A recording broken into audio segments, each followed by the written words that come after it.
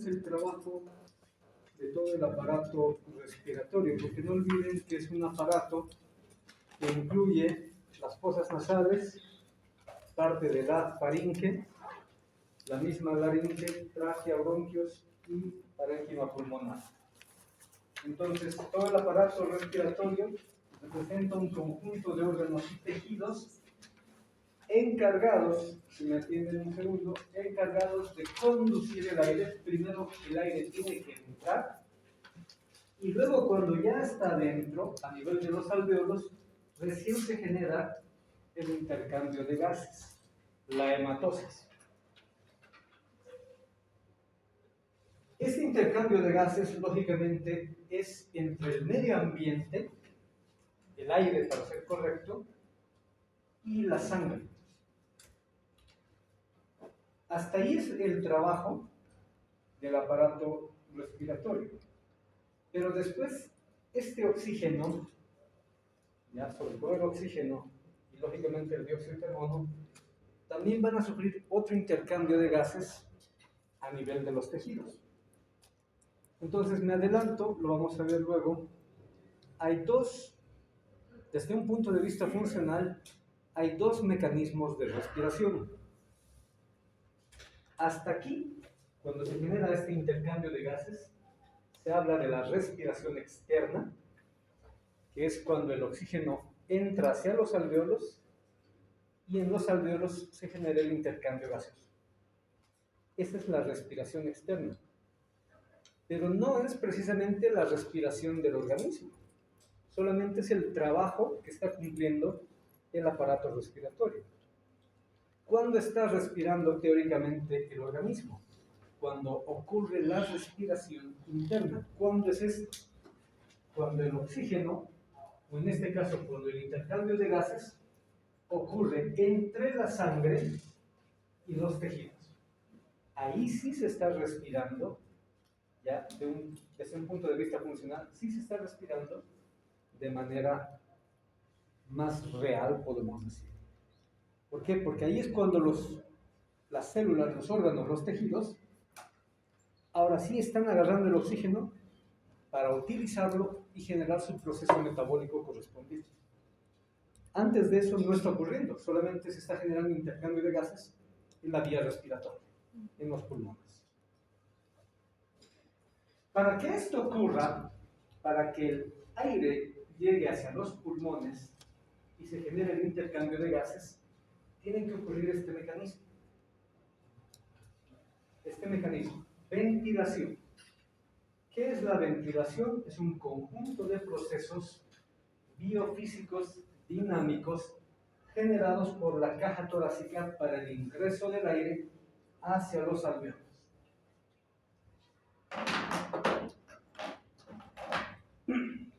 No sé si lo dije antes con ustedes, creo que no, pero tenemos que entender, y en un momento vamos a aclarar el por qué o cómo, que en realidad los pulmones no generan respiración. Porque para generar respiración, ¿qué necesitamos? Que haya movimiento de gases, que haya movimiento de aire. Aire que entra y aire que sale. Ese trabajo no lo hace el pulmón. El pulmón de manera concreta, o los pulmones, porque son dos, lo que sí hacen, o lo que facilitan incluso, ni siquiera podemos decir que sí lo hacen. Lo que facilita el sistema respiratorio o vía respiratoria inferior es simplemente la hematosis, intercambio de gases. Que de hecho, desde otro punto de vista funcional, insisto, ni siquiera eso es trabajo propio del sistema respiratorio, de los pulmones.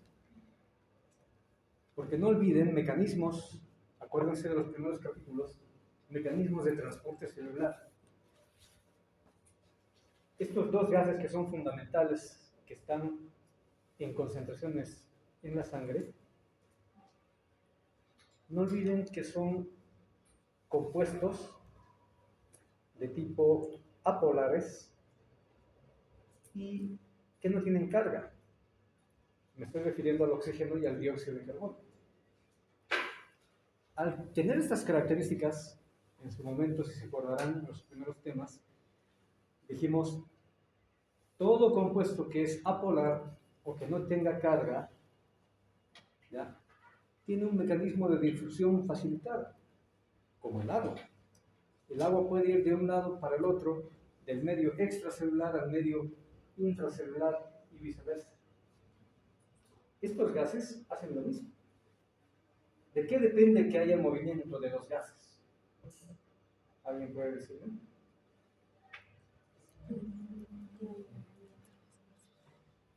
Incluso alguien ya lo dijo antes, hablando creo de otro compuesto. ¿De qué depende que haya un movimiento, en este caso de gases? De la presión. ¿Qué tipo de presión?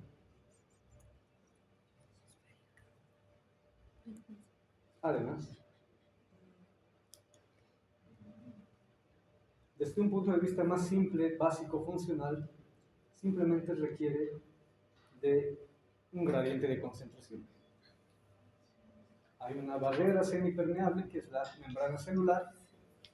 Si en el medio extracelular o en el intracelular hay mayor concentración de uno de los componentes, oxígeno o dióxido de carbono, como son apolares, como son sin carga, fácilmente van a ir de un medio al otro. Del medio que tiene mayor concentración al medio que tiene menor concentración. Entonces, ¿cuál es el trabajo que cumple definitivamente en los pulmones? Eso es lo que queremos entender con este capítulo. ¿Qué hacen específicamente los pulmones? Que al final de cuentas lo único que hacen, desde un punto de vista, lo único que harían es facilitar el mecanismo de hematosis. Eso es lo que van a hacer. Porque la respiración como tal, esta respiración externa, no se lograría si no ocurre esto.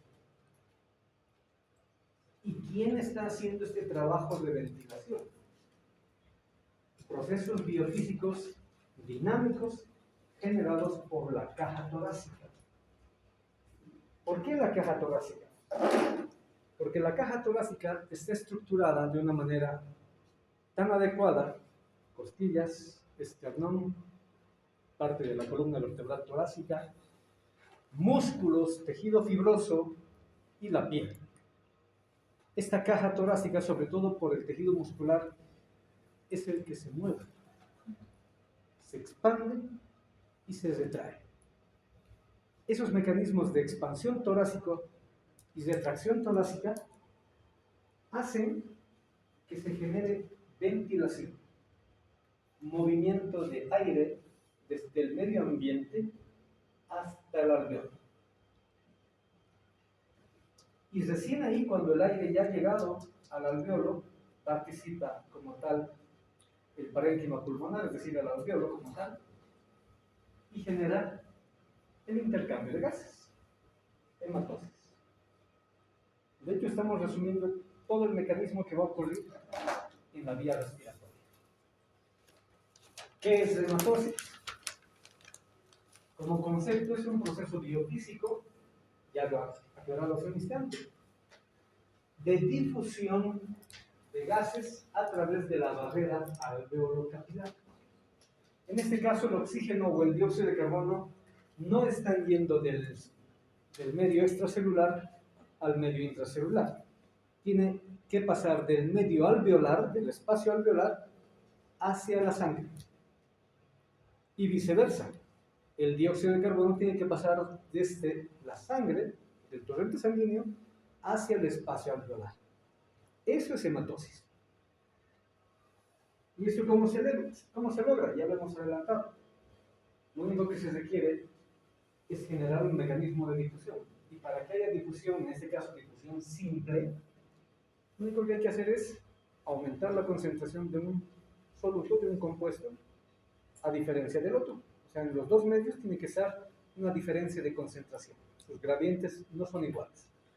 Y por simple difusión, el oxígeno va a pasar a la sangre y el dióxido de carbono va a pasar al espacio alveolar. Lo que hace un rato ya habíamos también citado. Entonces tenemos dos tipos de respiración. respiración, dice la teoría. La respiración externa incluye el mecanismo de ventilación y la hematosis. Para aclararlo por última vez, la ventilación, el mecanismo de expansión torácica y de tracción torácica. ¿Eso con qué objetivo? Que el aire que está en el medio ambiente, oxígeno en este caso, pase hacia el espacio alveolar. Y de manera contraria, ese mismo aire, pero con diferente carga de concentración de gases, pasa del espacio alveolar hacia el medio ambiente. O sea, inhalación, exhalación. Eso es ventilación.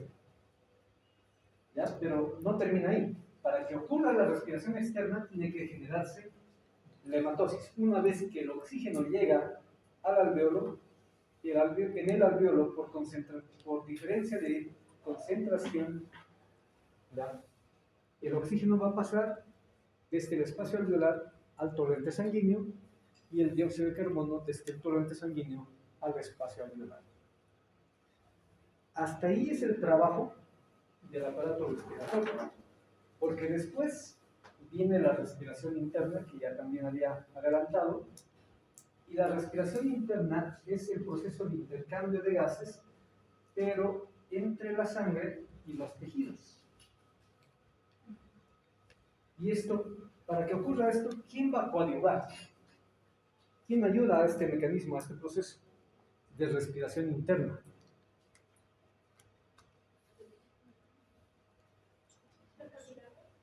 Además, pero ¿cómo llega hacia los capilares el oxígeno o desde los tejidos el dióxido de carbono? ¿Cómo es que? Mediado por el trabajo del aparato cardiocirculatorio. O sea, el corazón bombea esta sangre que ya se ha oxigenado porque ha llegado al sistema respiratorio y ha liberado su dióxido de carbono hacia el medio ambiente externo. Entonces, esta sangre que ya está con mayor carga de oxígeno, parte del corazón se dirige a través de todas las ramificaciones de la aorta, ¿ya? Tanto la aorta ascendente, callado, aorta descendente con sus segmentos torácico y abdominal, hasta que llegan a la punta de los puntejos de los dedos de los pies, hasta el folículo capilar, al revés, hasta el capilar folicular de la piel del cuero cabelludo. ¿Ya? Entonces tiene que llegar a todos los rincones esta sangre. Y una vez que llega a los tejidos, ahí recién ocurre la respiración interna. Otro intercambio de gases, es decir, otra hematosis, pero no le llamamos ya hematosis porque si no sería muy confuso. Otro intercambio de gases entre la sangre y los tejidos. Hasta ahí se entiende, ¿verdad? Como conceptos generales. Que yo recuerde, esto ya les he mencionado cuando hablamos de sangre y altitud. Les decía, hay un dato muy relevante que tienen que considerar, que tenemos que considerar y tenemos que conocer. Hemos dicho, en nuestro medio ambiente, el oxígeno se encuentra en una proporción ya establecida a nivel global.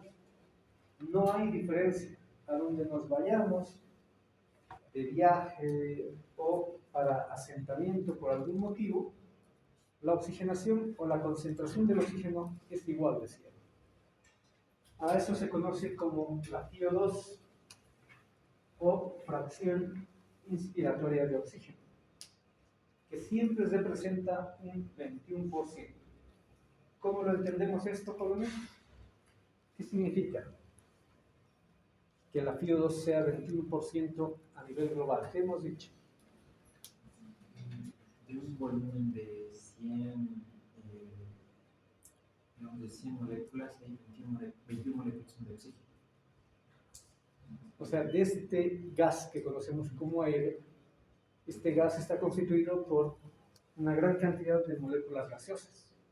¿Ya?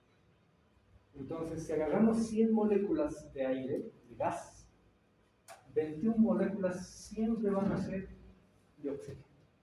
100. ¿78% de qué? nitrógeno y un 1% muchos otros gases que hay en el medio ambiente. Entonces nos interesa recordar y conocer justamente de esos dos que son los mayores componentes, nitrógeno y oxígeno. Pero hemos aclarado en su momento que si bien esta teoría es cierta, es válida, hay otro factor que influencia el mecanismo de ventilación y el mecanismo de hematosis en nuestro medio. ¿Ya? En ese sentido, tenemos que reconocer que el oxígeno y la presión medioambiental sí son fundamentales para el mecanismo de ventilación y hematosis o respiración externa. ¿Por qué? Como dice acá, ya lo habíamos hablado antes, a mayor altitud, como nosotros estamos a más de 3.600 metros sobre el nivel del mar, a mayor altitud, menor presión barométrica o presión atmosférica, que es lo mismo. ¿Eso qué genera? Mayor dispersión de los gases. Mayor dispersión de los gases. Tenemos acá un volumen de aire con una cantidad de moléculas de gases. Y sabemos que la presión atmosférica a nivel de la costa, ¿cuánto es?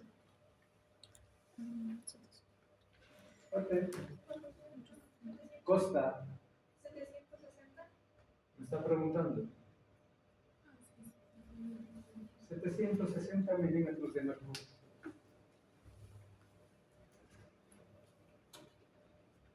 Lo habíamos explicado. Si estamos en un sitio más bajo, lógicamente hay más espacio donde puedan caber mayor cantidad de moléculas. Y esas moléculas en ese espacio cada vez van a estar más juntas o más pegadas. Entonces, esa aglomeración de gases genera esta fuerza de presión. Por eso, si nosotros agarramos un volumen X de aire, al final siempre vamos a llegar a la FiO2 de 21%. ¿Por qué? Porque este volumen de aire puede tener tal vez, voy a exagerar, 400 moléculas de gases. Eso significa que hasta aquí son más o menos 100, aquí serían otras 100 y aquí otras 100. No importa cuántas moléculas al final de cuentas existieran en este volumen, estamos suponiendo que son 400, por lo tanto, esta FiO2 siempre va a ser 21 de oxígeno en cada cuadrante, 21, 21, 21, 21.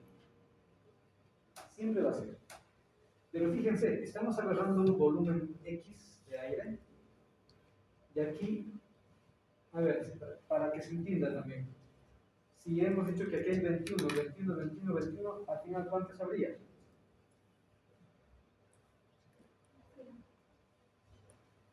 Si aquí hay 21, aquí 21, 21, 21, suponiendo que fueran 100, 100, 100, 100 moléculas de gases.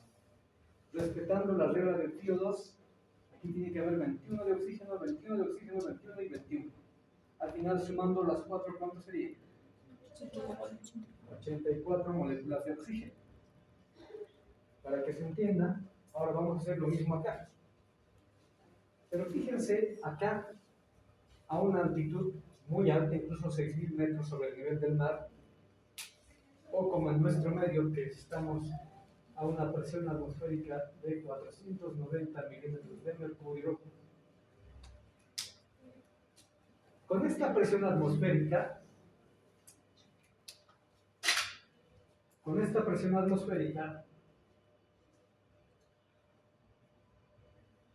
los gases ya no están tan juntos. ¿Me están siguiendo? Y otra vez vamos a agarrar un volumen X de aire. Pero ya no puedo decir que en este volumen al igual que este, hay 400 moléculas. ¿Por qué? Porque la fuerza de presión atmosférica está permitiendo que los gases estén más alejados. Entonces, estoy agarrando un mismo volumen, un mismo cuadrante de aire, pero no voy a encontrar la misma cantidad de moléculas de los gases. Pero tengo que respetar la proporción de la FiO2 porque esa es universal. ¿Qué significa? Que este cuadrante que se parece a este otro ya no puede tener las 400 moléculas. Vamos a suponer que solamente hay 100 acá, 100 acá. Pero como aquí hay 100, y aquí hay 100, ¿qué dice la regla? La FiO2 siempre es 21%. Significa que aquí voy a tener 21 de oxígeno,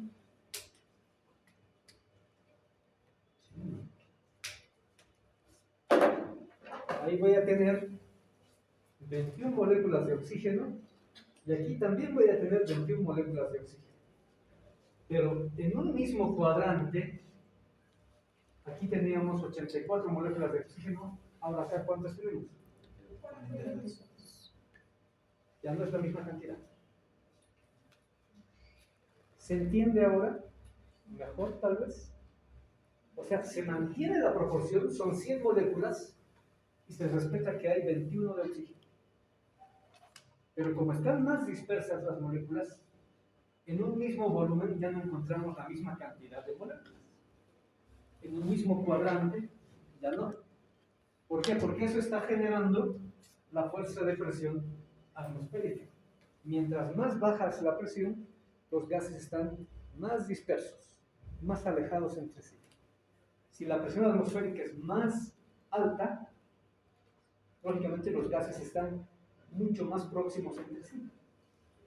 De hecho, si bajamos, dice la teoría, si bajamos por lo menos 10 metros de la superficie del nivel del mar y nos adentramos mar adentro, o sea, realmente nos sumergimos en el mar, con que vayamos 10 metros para abajo, estamos sumando la misma fuerza de presión atmosférica, en este caso, más 760.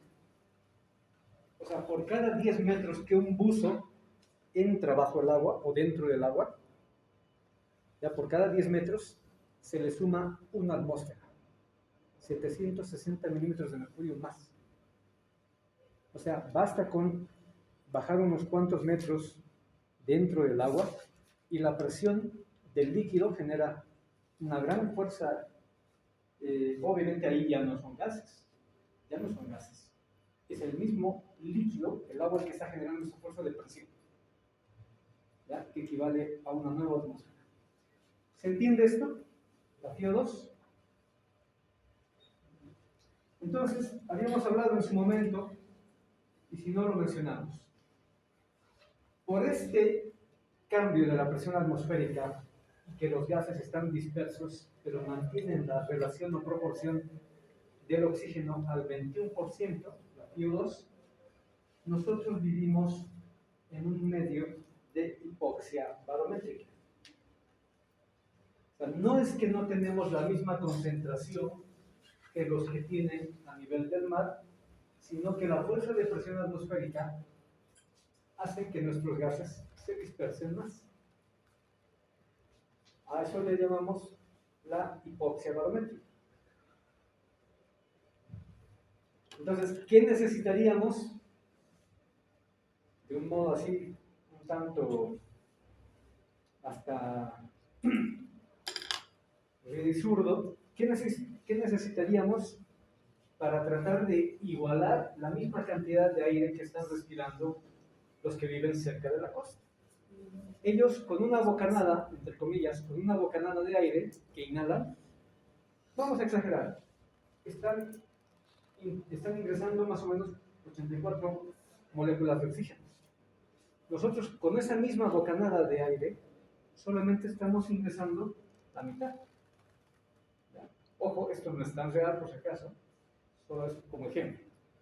Entonces, ¿qué necesitaríamos para igualar la cantidad de moléculas de oxígeno que ellos sí están ingresando? Nosotros tendríamos que respirar el doble y a cada lado, porque aquí hay gas, oxígeno que está disperso. Tendríamos que hacer eso. Lógicamente ese trabajo no lo hacemos como tal, pero sí aumentamos nuestra frecuencia de respiración. Ya les decía en su momento, los que viven cerca de la costa tienen una respiración de entre 14 y 18 ventilaciones por minuto, con un promedio de 16. En cambio, nosotros tenemos de entre 18 hasta 22, algunos dicen hasta 24 ventilaciones por minuto, con un promedio de 20 o 22. Bueno, entonces tenemos que compensar esta deficiencia de oxígeno, pero no podemos lograrlo. Solo un dato curioso, no lo logramos. No podemos igualarnos, no podemos compararnos con la población que vive cercana a la costa. Ellos, por este hecho, ventilan mejor que nosotros. Nosotros, con esta presión barométrica, y pese que podemos aumentar, de hecho, nuestra frecuencia respiratoria está aumentada, no llegamos a obtener la misma cantidad o proporción de moléculas de oxígeno que los que viven cerca de la costa. No logramos. Por eso nuestra oxigenación en sangre nunca va a ser igual a la oxigenación de la sangre de las personas que viven en la costa. ¿Ya? No tenemos y no logramos igualar, por si acaso. No logramos igualar.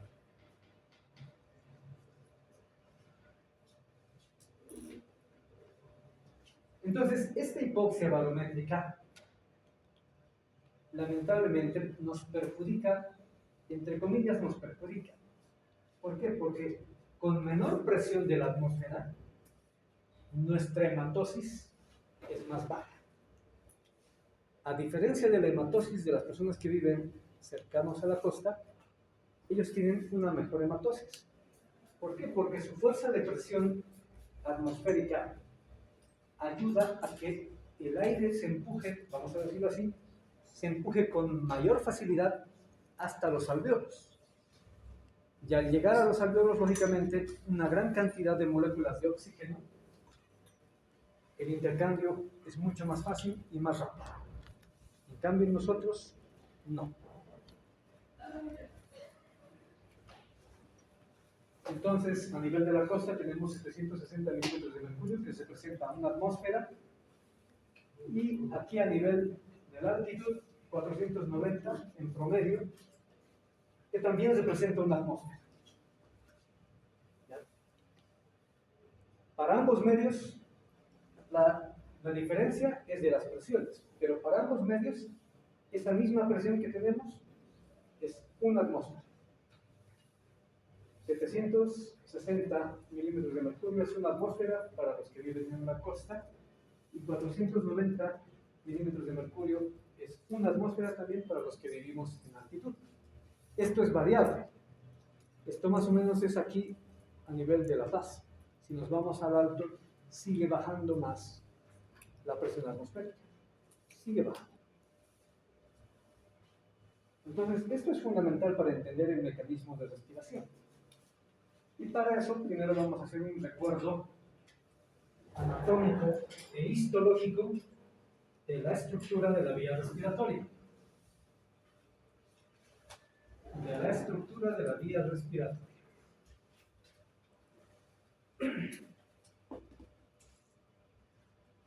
Bueno, desde un punto de vista anatómico, la vía respiratoria se divide en dos: vía respiratoria superior o alta y vía respiratoria inferior o baja.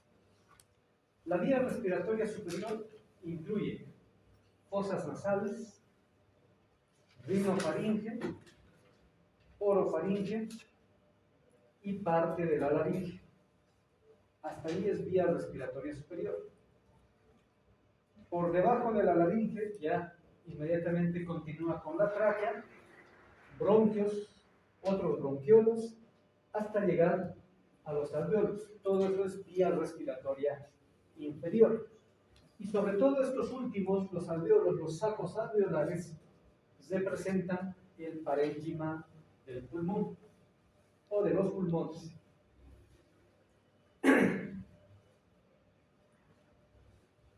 La teoría nos indica que desde la tráquea se generan alrededor de 7 u 8 generaciones de divisiones. ¿De qué? De bronquios. La primera división, lógicamente, son los bronquios principales. Bronquio principal izquierdo, bronquio principal derecho. Esa es la primera división o primera generación. Luego vendría la segunda generación. ¿Cuál creen que es la segunda generación de ramificación de los bronquios? Después de los bronquios principales, ¿qué viene? Todavía. ¿Perdón? Secundarios. Bueno, se pueden llamar secundarios, pero otro nombre. Si estos son bronquios primarios, que son los principales, izquierdo, derecho, ¿qué siguen? Los bronquios lobares. El pulmón izquierdo tiene 2 bronquios lobares, el superior y el inferior. El pulmón derecho tiene 3 bronquios lobares, el superior, el medio y el inferior. Hasta ahí es la segunda generación. Luego, ¿qué viene? Lógicamente, la tercera generación. ¿Cómo se llaman los bronquios de tercera generación? Se llaman bronquios segmentarios. Habitualmente en el pulmón derecho hay 10 bronquios segmentarios y en el pulmón izquierdo solamente 8. Más raros que si encontremos 9 o 10, pero es más raro. Lo habitual es solamente encontrar 8 bronquios segmentarios, tercera generación. Y así sucesivamente se van y se siguen dividiendo los bronquios hasta obtener 7 u 8 generaciones de divisiones. ¿Ya? La última división es de un bronquiolo de séptima u octava generación que luego se divide en bronquiolos terminales. Bronquiolos terminales. Después de los bronquiolos terminales, cada bronquiolo terminal se divide en 2, que me estoy olvidando mencionar ese dato. La división siempre es de 2 en 2 en 2. A eso se llama división de tipo dicotómica. O sea que siempre que aparezca una nueva generación de bronquios, siempre van a aparecer de 2 en 2 en 2 en 2. O sea, las divisiones de las generaciones son de 2. Siempre. Entonces, este bronquiolo se está dividiendo en 2 bronquiolos terminales, este de acá y este de acá. Y este bronquiolo terminal se está dividiendo en 2 bronquiolos respiratorios. No son lo mismo, señoritas jóvenes. No son lo mismo. ¿Por qué se les llama bronquiolos respiratorios? Porque en este pequeño segmento de bronquio estamos encontrando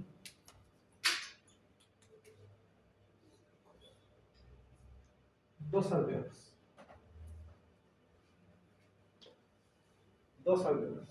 Entonces, si el bronquiolo ya tiene 1 o más alvéolos, en este bronquiolo hay intercambio de gases. Hay hematosis. Obviamente no en el bronquio como tal, sino en el alvéolo. Hay intercambio de gases. Por eso se los llama bronquiolos respiratorios. Porque aquí sí empieza la hematosis. Aquí sí tenemos intercambio de gases. ¿Me están siguiendo? Parece que no. Me dio un poco el caramelo que se compró. Se dice por teoría que tenemos alrededor de 500.000 bronquiolos respiratorios.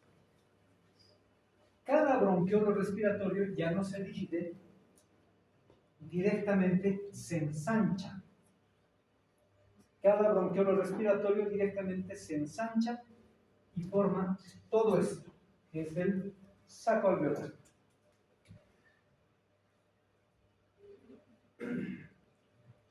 Que es como un racimo de uvas, como se darán cuenta. Todo eso es el saco alveolar.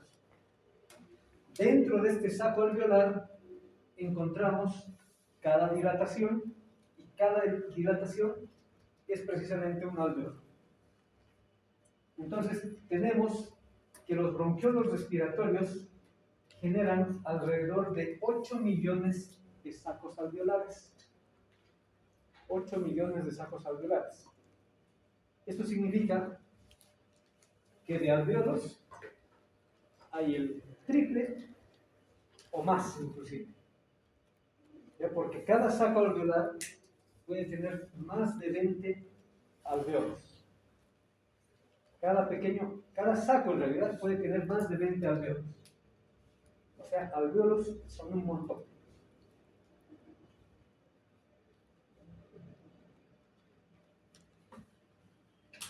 ¿Hasta ahí algún comentario?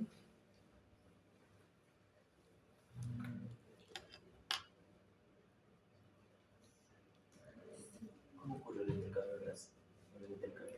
Dentro de los bronquios. Todavía no estamos en eso. Ahorita vamos a entrar justamente aquí.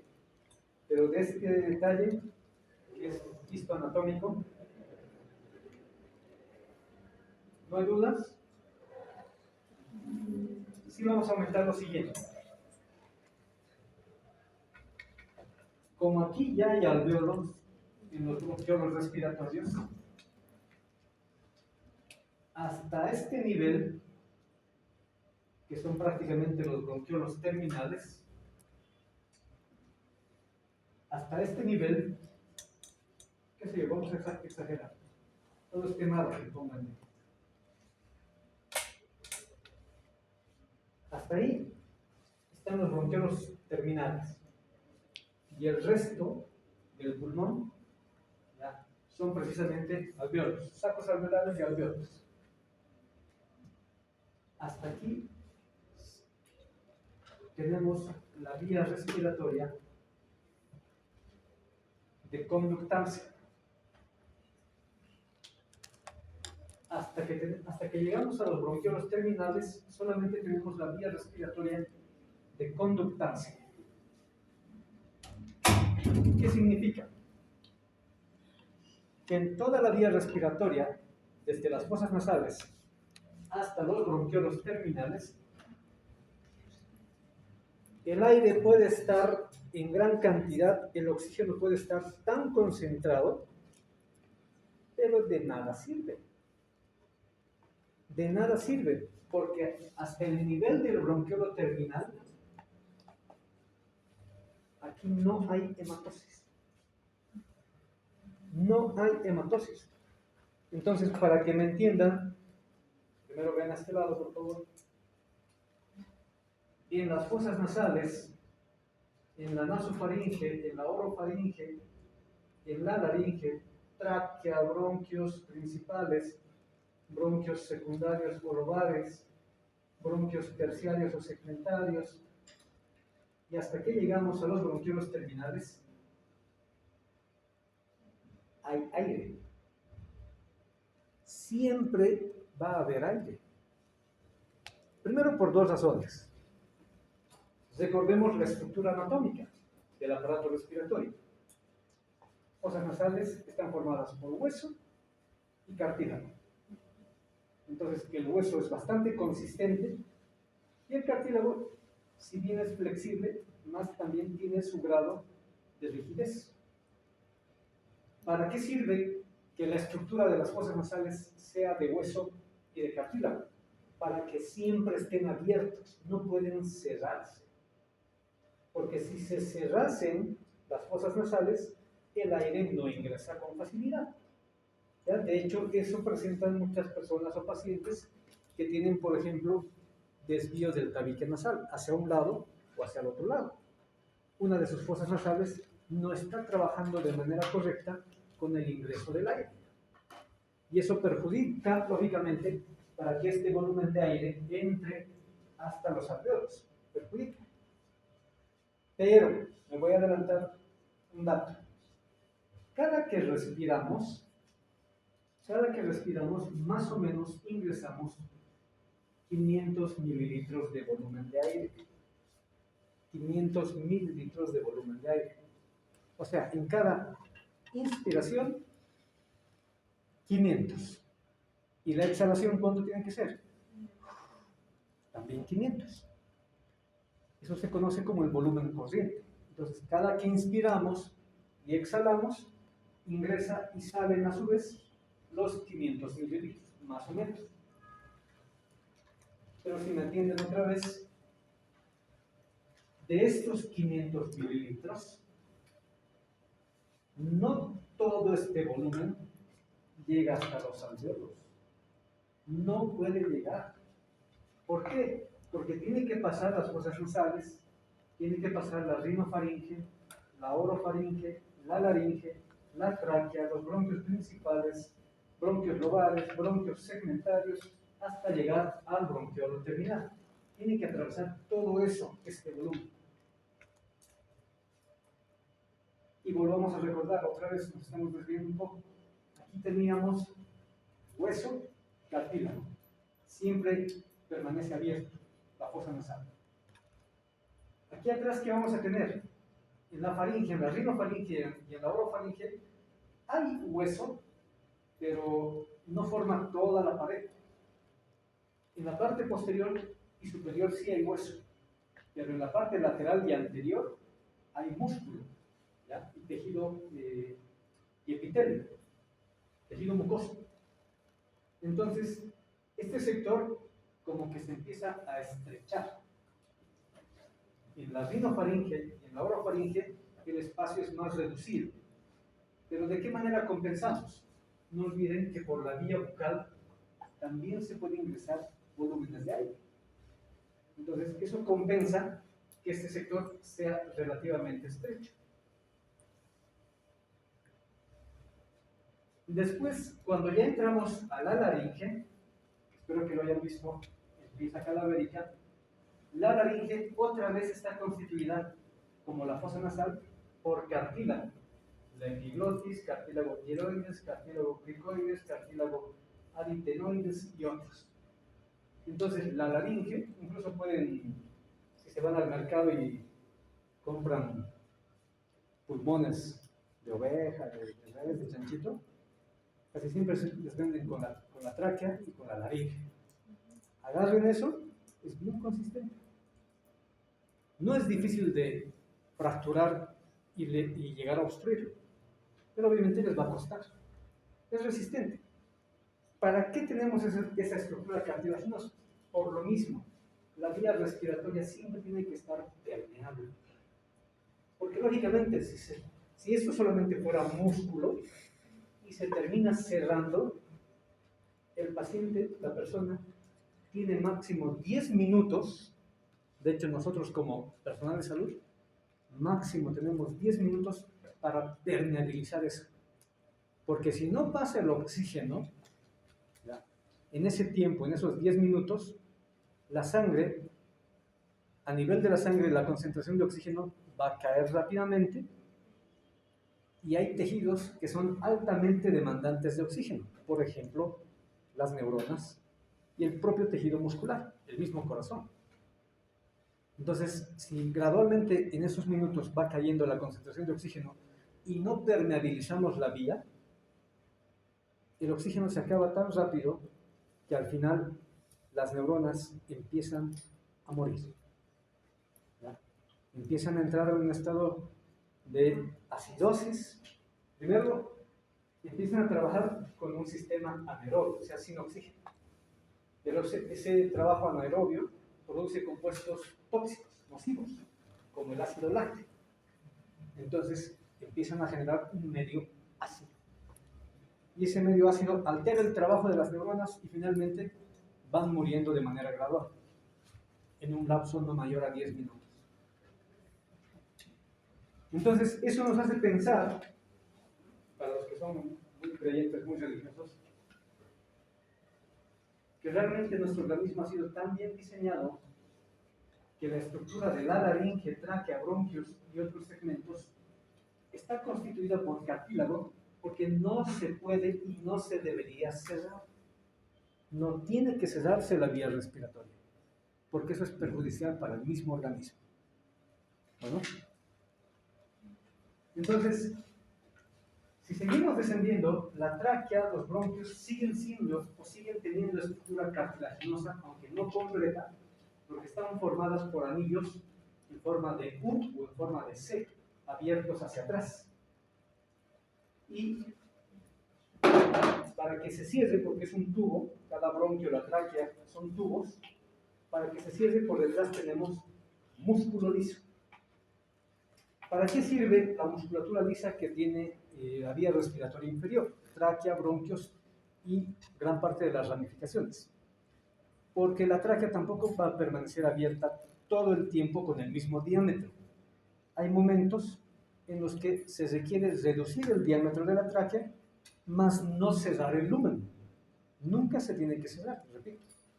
Y lo mismo ocurre con los bronquios.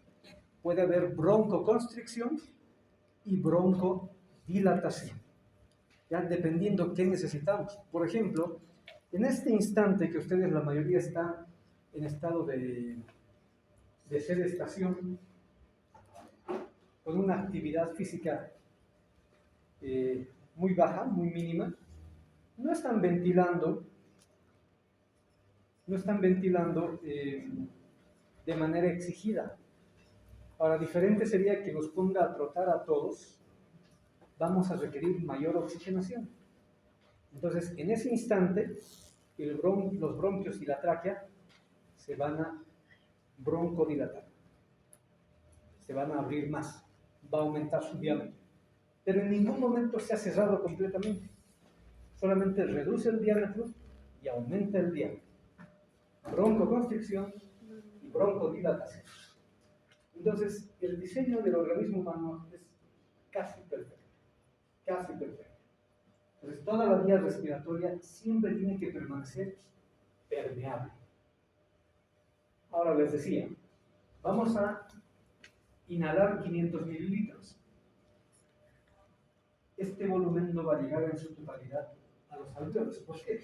Porque una parte se va a quedar en las fosas nasales, otra en la rino y en la orofaringe, otra parte en la laringe, otra en la tráquea, en los bronquios, en los lobares, en los segmentarios, hasta aquí. El aire va a terminar, entre comillas, vamos a decir, estancado hasta el nivel del bronquiolo terminal. Ese volumen de aire que queda en las vías respiratorias, desde las fosas nasales hasta los bronquiolos terminales, se conoce como el espacio muerto anatómico. Espacio muerto anatómico. ¿Por qué le llamamos así? Porque hay aire, de hecho hay oxígeno, pero de nada nos sirve que esté ahí el oxígeno, porque no genera intercambio gaseoso. No hay hematosis en ninguna de estos segmentos de la vía respiratoria. Fosas nasales, rinofaringe, orofaringe, laringe, tráquea, no hay intercambio de gases. Entonces es un aire que simplemente ayuda, entre comillas, vamos a decirlo así, a empujar al resto del volumen de aire. ¿Para qué? Para que lleguen acá. Porque aquí tiene que llegar el oxígeno y aquí tiene que generar el intercambio de gases. De hecho, desde aquí, para ser correcto, desde el bronquiolo respiratorio, con que ya llegue el aire acá, aquí sí va a haber intercambio de gases. ¿Hasta ahí se entiende? Sí, doctora, una pregunta sobre esta parte de anatomía. Por ejemplo, ¿tuviera algún tipo de repercusión esta diferencia en la distribución de los bronquios en el pulmón derecho y en el pulmón izquierdo? Por ejemplo, no sé, de que quizás el pulmón derecho trabaje relativamente más o haga más dosis que el izquierdo, ¿o no? No tiene repercusión. Pero sí vamos a aclarar lo siguiente. Dice la teoría que los pulmones tienen un peso aproximado de 1.600 gramos total, ambos.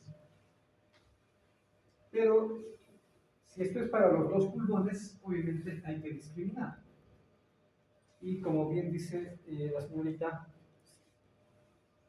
el pulmón derecho no es igual al pulmón izquierdo, ¿ya? No solamente por la segmentación de sus lóbulos. Hay otra razón, no lo vamos a aclarar ahora, pero al final de cuentas de estos 1.600 gramos, 700 gramos le corresponden al pulmón derecho y 600 gramos le corresponden al pulmón izquierdo. ¿Qué significa? Que el pulmón izquierdo tiene menor masa, menor tejido y por ende menor peso en volumen también que el pulmón derecho. Y con ese análisis simple, básico, como dice su compañera, entonces el pulmón derecho trabaja relativamente más que el izquierdo.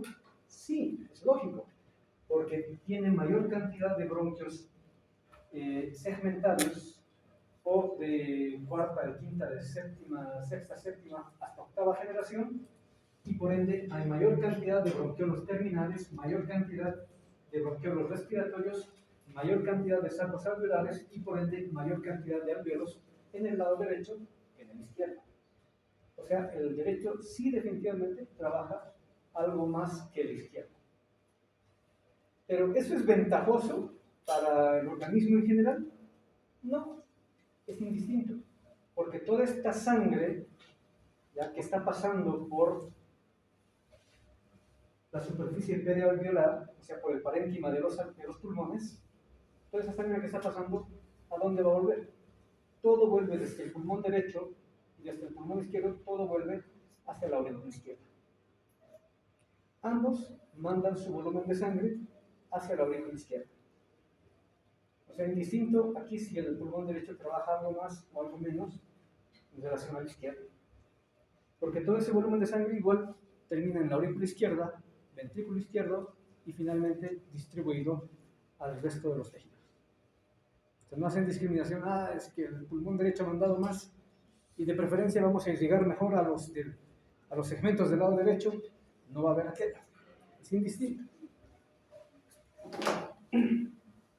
Ahora, el tejido pulmonar tiene propiedades, tiene distensibilidad, que significa que es capaz de elongarse, ensancharse, ¿ya?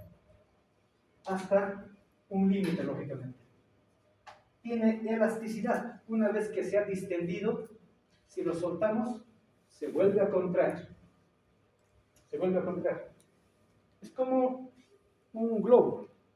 Nosotros al globo lo inflamos y tenemos el globo inflado, mientras estemos cerrando la vía de paso, la boquilla.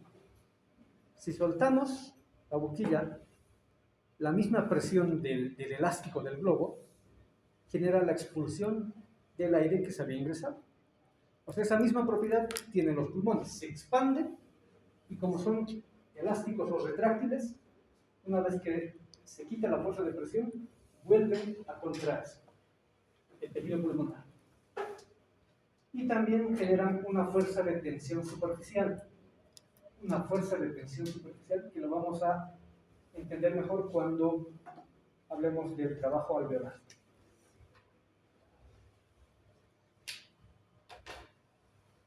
No podemos irnos sin entender la mecánica ventilatoria. No podemos irnos sin entender la mecánica ventilatoria. Ya hemos dicho que, repito, si bien los pulmones son distensibles, se expanden, son elásticos o retráctiles, se contraen y además generan tensión superficial, ya lo dije a un inicio, no es el trabajo de los pulmones lo que genera la expansión y la retracción del parénquima pulmonar. O sea, no es por voluntad propia, no es por mecanismo propio que el tejido pulmonar se expande y se contrae. No es. Entonces, ¿quién es el que ayuda a generar la ventilación? Ya lo habíamos dicho antes. La ventilación como trabajo biomecánico de carácter dinámico está generado por la caja torácica. Por la caja torácica. Entonces vamos a entender ahora cómo es que la caja torácica coadyuva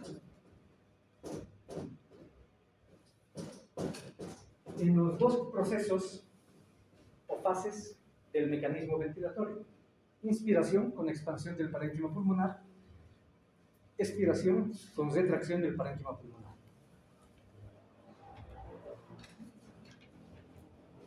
Entonces tenemos que la caja torácica, ya lo había dicho antes, está constituida más hacia atrás, tiene que estar la columna torácica. Junto con ellas están articuladas las costillas, que son 12 a cada lado. No olviden que hay 7 de carácter externales, 3 que son asternales y 2 que terminan siendo flotantes. Entre costilla y costilla queda un espacio, pero lógico, de manera real y concreta, nosotros no tenemos huecos. Esos espacios están ocupados o rellenados por otro tipo de tejidos. En este caso tenemos los músculos intercostales. Hay 3 músculos intercostales que están viendo acá. Está el músculo intercostal externo, luego viene el músculo intercostal interno y finalmente viene el músculo intercostal íntimo. Son 3 músculos intercostales: externo, interno e íntimo. Ahora, en la misma caja torácica, justo a la altura de la 6ª costilla, más o menos a cada lado, se inserta por dentro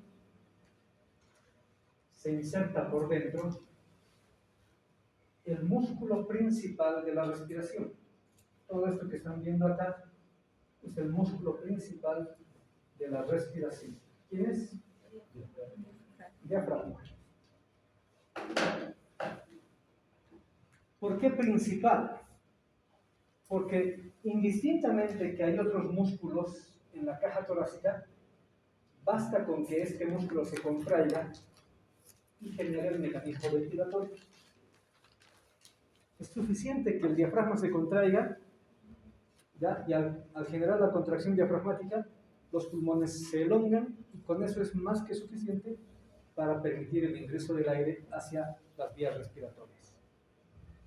Pero lógicamente sería un trabajo un tanto agotador para el mismo diafragma y por eso existen los otros músculos que se conocen como los músculos accesorios de la respiración o simplemente músculos secundarios. Y no solamente son los intercostales, hay muchos músculos accesorios de la respiración, incluidos los músculos del cuello, los músculos del miembro superior y otros de la parte dorsal. Cualquier músculo que tenga inserción